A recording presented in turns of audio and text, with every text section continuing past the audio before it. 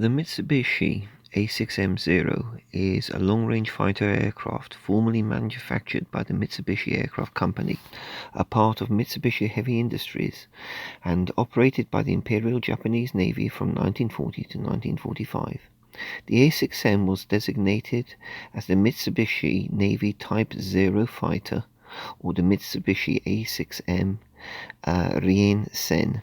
The A6M was usually referred to by its pilots as the Reisen 0 fighter, O being the last digit of the imperial year 2600, 1940, when it entered service in the Imperial Japanese Navy. The official reporting name was Zeke, although the use of the name Zero was used colloquially by the Allies as well. Zero was considered to have been the most capable carrier-based fighter in the world when it was introduced early in World War II, combining excellent maneuverability and very long range. The Imperial Japanese Navy Air Service, IJNAS, also frequently used it as a land-based fighter. In early combat operations, the Zero gained a reputation as a dogfighter, achieving an outstanding kill ratio of 12-1, but by mid-42, a combination of new tactics and the introduction of better equipped enabled Allied pilots to engage the Zero on generally equal terms. By 1943, due to inherent design weaknesses such as lack of hydraulic ailerons and rudder, rendering it extremely unmaneuverable at high speeds, and an inability to equip it with a more powerful engine, the Zero gradually became less effective against newer Allied fighters. By 1944, with opposing Allied fighters approaching its levels of maneuverability and consistently exceeding its firepower, armor, and speed, the A6M had largely become outdated as a fighter aircraft. However, as design delays and production difficulties hampered the introduction of newer Japanese aircraft models, the Zero continued to serve in frontline role until the end of the war in Pacific. During the final phases, it was also adapted for use as kamikaze operations. Japan produced more Zeros than any other model of combat aircraft during the war. This is from Wikipedia, and I do apologize that from just reading from here. I have included links to 5 videos by people who I think are far more worthy to listen to than myself on this, especially Drachinifel, the naval historian, who does a brilliant video discussing this aircraft and going through its pros cons history. Very well worth listening to. So click on these links, on the links I list below. There's also a set of 5 documentaries from Japan in Japanese about the Zero aircraft, so it's great to get an original perspective as well. So scroll down in the info bit below to click on them. So, greetings to all, and we're going to take a quick look, do a quick unboxing of the Mitsubishi A6M2B0. Now, the reason for this is that I picked up this kit specifically as I'm going to do a 2 models on the same base, like a dogfight scene. This one is a little bit one-sided in the Japanese, from a Japanese perspective, of a P-40 having a really bad day in Hawaii. You know, well, I mean, if you go to Hawaii, I'm sure you have some holidays that have just gone tits up, and I think that's what's happened to the P-40. But anyway, so we're going to unbox the guy giving the P-40 a bad day, and this is the Mitsubishi A6M2B0 kit. I picked this up a couple of days ago from the model shop in Northwich in Cheshire, which is a rather nice little town, city, what do you call it? I think it's probably a town in one of the nicer northern counties. And sadly, it isn't in Wales, but you know, Cheshire is still quite pleasant. Anyway, so this is the kit. It's been around for a bit. I will say from the start that I've actually just ordered from Hannon's the Decals set, so I can do I can have the Pearl Harbor markings for this specific aircraft. So I've ordered a decal set for this. So we'll take a quick look. Now, as you can see here, you've got the normal painting instructions, the guide. Satin hemp comes close to deck tan. So that says 168. So XF55, according to one of the online colour guides, is a reasonable move towards that, which seems fair enough to me. Nice artwork as always. A Hellcat having a thoroughly bad day as well. Okay, not Hellcat, a Wildcat. So take a look at the kit. Start off with the instructions. There's me dropping the... I'm not dropping the decals, but start off with the instructions. This is very much the same kit of the same era as the P40. So the early days of Airfix reinventing itself and showing that, showing just how good they can be. Instructions, as you can see, as they do with so many other aircraft, start off with the cockpit. You can, I think there's a reason there to drill out the seats. I'm not going to, because I'm going to be putting a pilot figure in there. So detailed enough little cockpit to pop in. Instructions, they do look CAD generated, but not at the level we've now sort of got used to, but still pretty good. This certainly isn't the hand-drawn draftsman skill that I bemoan and that I like so much, and talk about the good old days and all the rest of it. But anyway, engine, nice to see a complete 2-bank radial engine rather than a 1-bank stuck onto a firewall.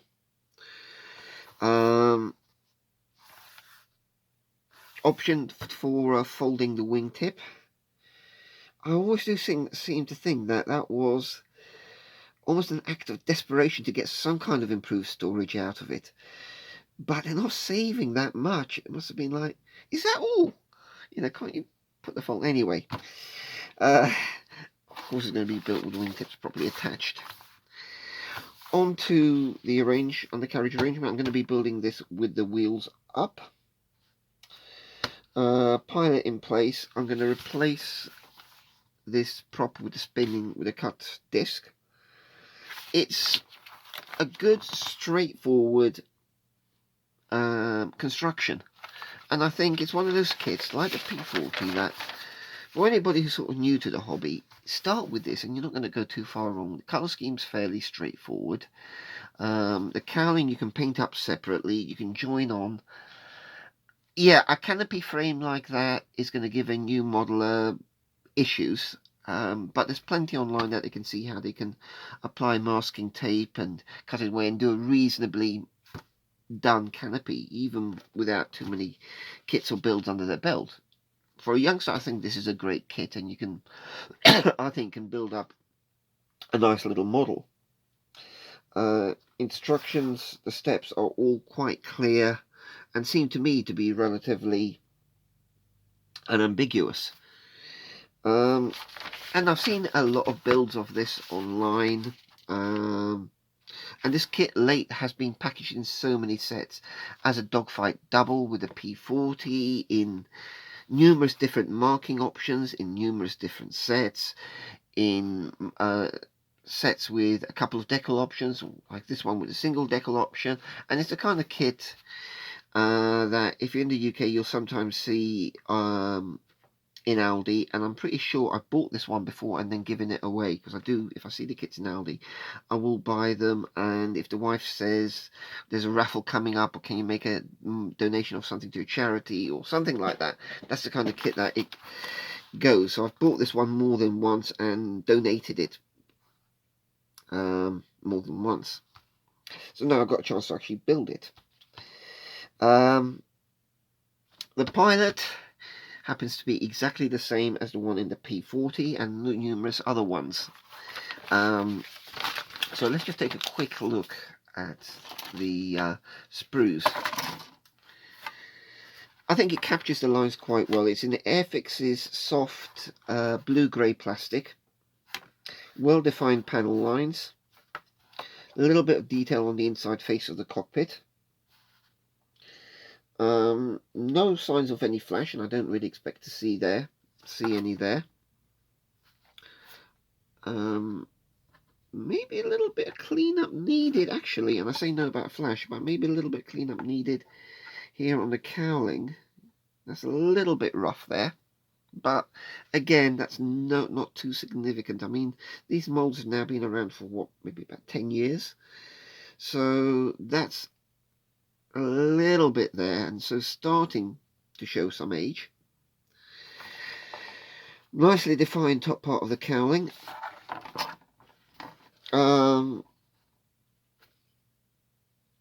The wings, again, clear panel lines. I think that is something that if you're not careful, you could end up damaging that. The tank seems to look like it's molded to represent the thin sheet metal that it would have been, or paper, or whatever they used for it. And the other half, with the engines, as I said, the feature I do quite like is a proper two-bank radial engine on a decent mounting. Separate wingtips there. Nice wheel, bit of detail for the wheelbase if you're displaying it wheels down. And you just can't see too much with this that's going to give you headaches. And it'll be interesting to see how well the fuselage halves go together, and can it be made with a minimum of filler. I actually think probably could do if you are careful, make sure that there's no paint on the joining surfaces. So take a quick look at the decals. Reasonably nice set, so a few stencils to go with it. They look to be nicely in register. Now it's nice to see that you've got the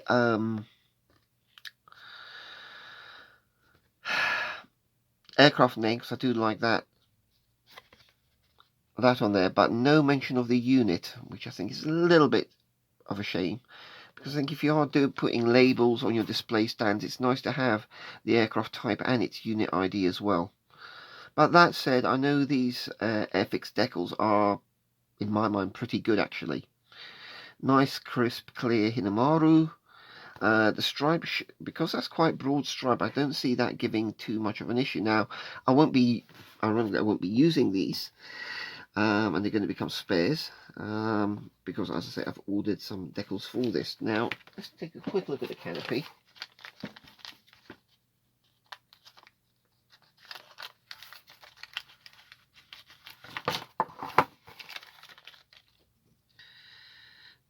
Nice, cleanly defined frame lines, which is going to make the masking quite easy. And I also like that you could actually open this one up, I think. The canopy join line is not too bad. So with a bit of care and using a fine razor saw, you could cut, if you wanted to display this canopy open, you could do so. I'm going to keep it canopy closed. But that's certainly not beyond the realms of possibility, put it that way. You might have to thin things down on the inside face, but I think it certainly shows potential for being doable here.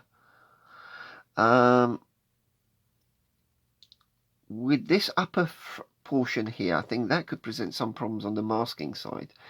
See, I think it could be all too easy to inadvertently paint that over or have issues there. But that said, I think there's probably perfectly decent masking sets for this.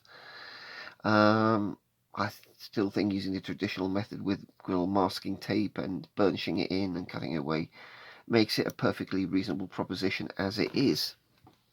So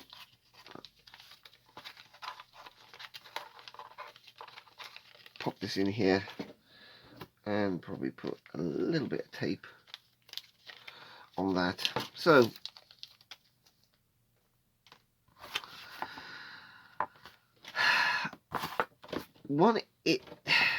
this comes across as Airfix really doing something that I think they do well. Now, I know this, for those who follow my builds, these aren't my normal subject matter. You know, subjects like these are much more my traditional fare, and to be honest with you, I'm rather missing them. An A model kit with all its challenges of flash, small sprues and everything else, crowded decal sheets, all the other challenges and headaches that, to be honest with you, I do enjoy taking on. But there is a competence to these kits. They, for a young lad starting out, or an older guy wanting to get into the hobby, a pair like this, you just feel it's well done by Airfix. You know, you don't want to, personally, you don't want to be coughing out too much on a single engine fighter, specifically 1/72nd scale. Both for comfortably under £10, which I call perfectly acceptable. And when you think that you've got 20, maybe about 20 hours of modelling time in each one of these, that's a pretty good return rate. So all credit to Airfix.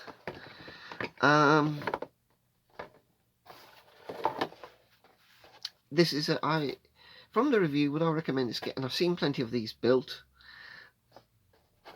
I've got every confidence this is going to build up quite well. It's going to be built pretty soon, because it's going to be accompanying the P40 on the same display base. And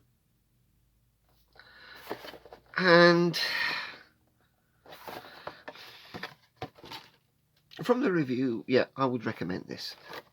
And good on to Airfix for producing a good solid product. And another thing is, we have seen them from the past. Airfix's history. I've got one of their older classic kits here. Airfix, this is the kind of box art that draws you in. You see it, you want to pick it up, you want to look at it. I love the Airfix art.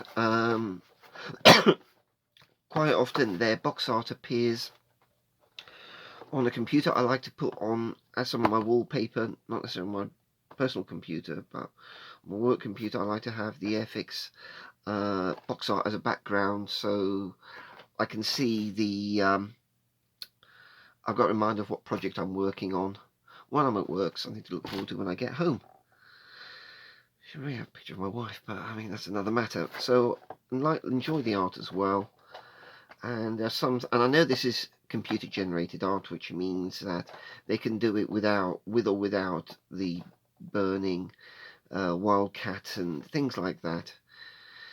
It's a nice package, it's a nice product, so I don't see this giving any issues.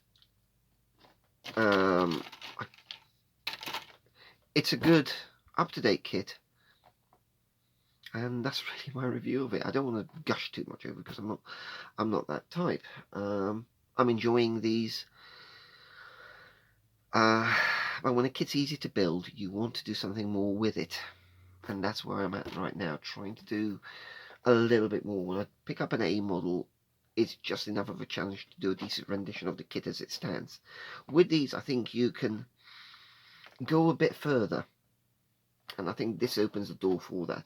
Great kit for start beginners, and I think a more experienced modeler, he can get a photo etch, he can get some resin sets, he can do a base for it, he can really make something like this pop. And that's what I would say to people: don't shy away from buying the basic kits, from only spending a few quid. You know, it doesn't always have to be 40, 30 quid for the latest tooling, or for a high-end 1/48 scale kit. Have fun with these.